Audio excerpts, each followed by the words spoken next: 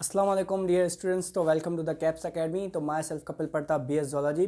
तो आज हम लेक्चर नंबर 4 करेंगे, चैप्टर नंबर 2 क्लास 9 बायोलॉजी का, जिसमें हम कर रहे थे स्टेप्स ऑफ बायोलॉजिकल मेथड्स। तो हमने 2 स्टेप कर लिए थे। आज जो तीसरे स्टेप की बात करेंगे जो है रीजनिंग। तो रीजनिंग क्या है, ठीक है। तो बेसिक पहले हम बात करते हैं, हमने जो लास्ट टॉपिक किया था हाइपोथेसिस। तो हाइपोथेसिस क्या थी?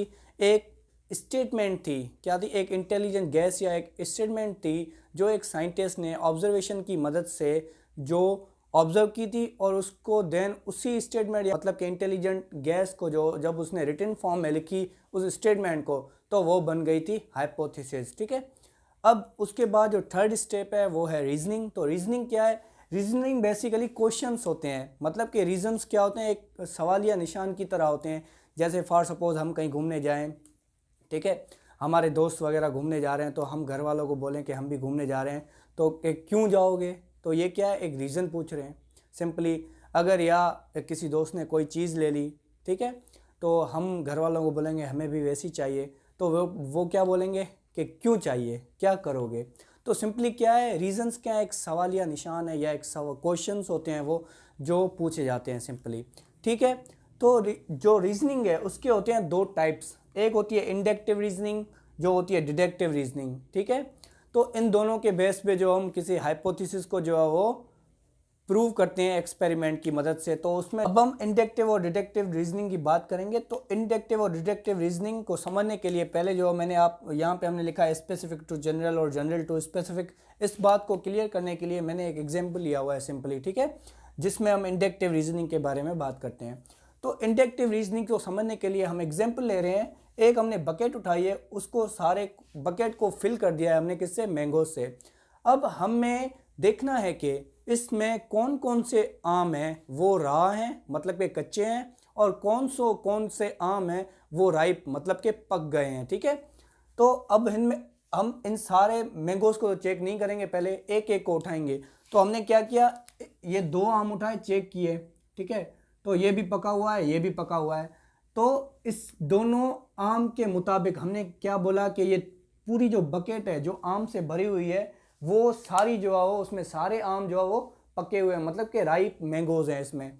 तो हमने क्या किया, इन दोनों आम के मुताबिक हमने क्या बोला कि पूरी बकेट में जितने भी आम मौजूद हैं वो क्या है, वो पके हुए हैं। तो यहां से क्या पता चला कि हमने जो स्पेसिफिक, मतलब कि 2 आम जो थे वो स्पेसिफिक थे, उसके हिसाब से हमने क्या बोला, पूरी बकेट में आम जो मौजूद है, मतलब कि जनरल की तरफ आए कि वो सारे पके हुए हैं।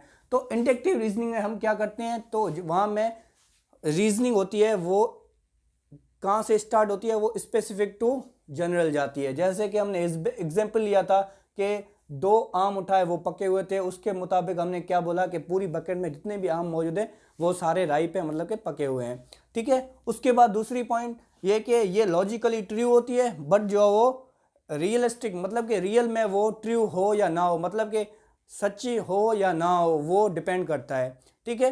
तो इस चीज़ को समझने के लिए, इन 2 पॉइंट को समझने के लिए मैंने एग्जाम्पल दिया है। जैसे कि मैंगो जो एक फ्रूट है, क्या है? ये स्पेसिफिक स्टेटमेंट है।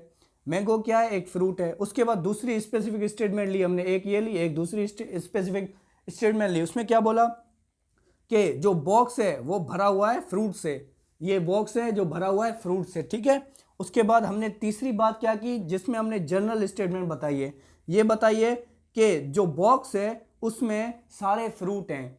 अब तीसरी जो जनरल पॉइंट है, इसमें यह भी हो सकता है कि इसमें सारे आम ना हो, क्या बता, इसमें कोई जो हो एप्पल बड़ा हुआ हो।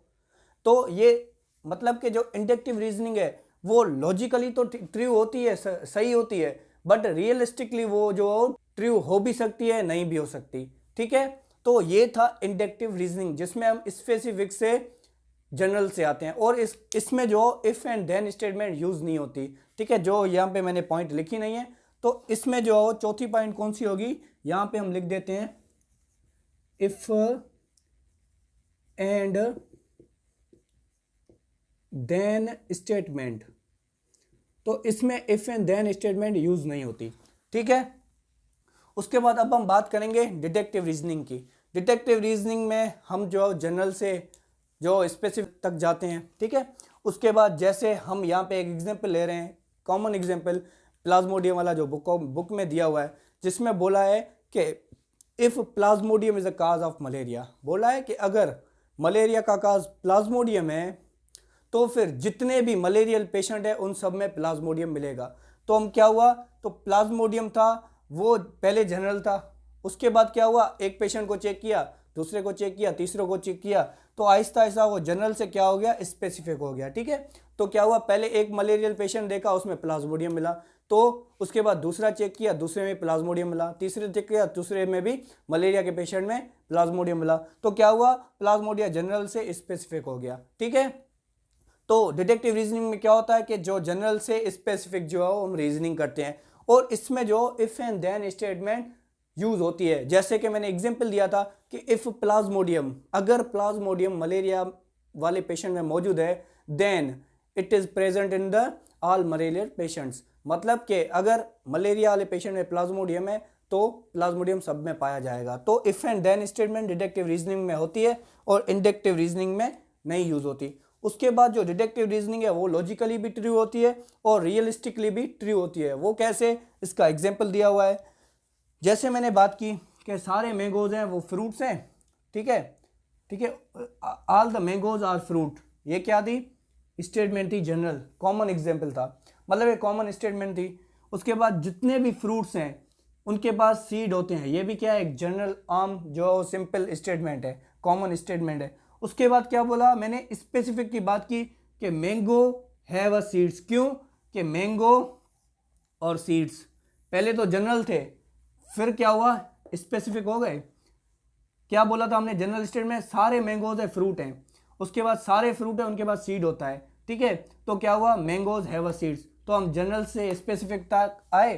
तो सिंपली ये थी रीजनिंग और उनके टाइप्स, इंडक्टिव और डिडक्टिव रीजनिंग।